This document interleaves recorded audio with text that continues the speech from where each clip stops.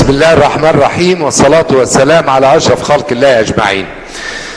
سيادة الرئيس، هي ثورة ولا مش ثورة؟ هو برلمان ثورة ولا مش برلمان ثورة؟ هو ده السؤال يا ريس اللي الشارع بيسأله.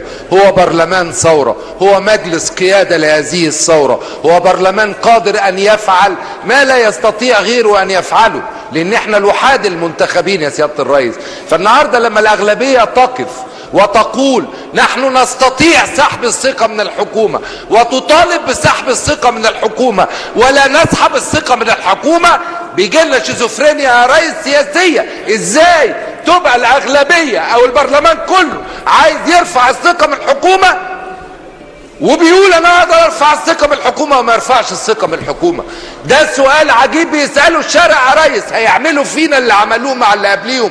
حكومه ايه يا ريس اللي انت بتحاسبها يا ريس؟ ما انت عارف السلطه مع مين يا ريس؟ السلطه مع المجلس الاعلى للقوات المسلحه اللي جاب عصام شرف، جاب شفيق وجاب عصام شرف وجاب الحكومه دي.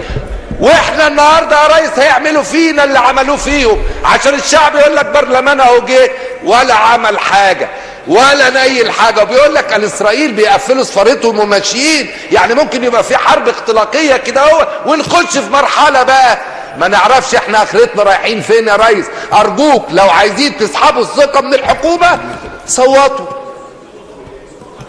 ان انتوا تسحبوا الثقه. قولوا ان احنا عايزين نسحب، قولوا هنمشي في اجراءات لائحيه قانونيه ليست بهذه الطريقه. اتفضل اجي يا ريس. ليست بهذه الطريقه. اجلس يا استاذ مصطفى، احنا بنشتغل لائحي وقانوني. انا بقول لك سحب الثقه مش برفع الايدي. اتفضل يا ريس. ثوره، اتعامل معاهم كثوره، اتعامل معاهم كثوره يا ريس. يا سيدي المجلس خد قرار قبل ذلك بالذي تقول. اتفضل.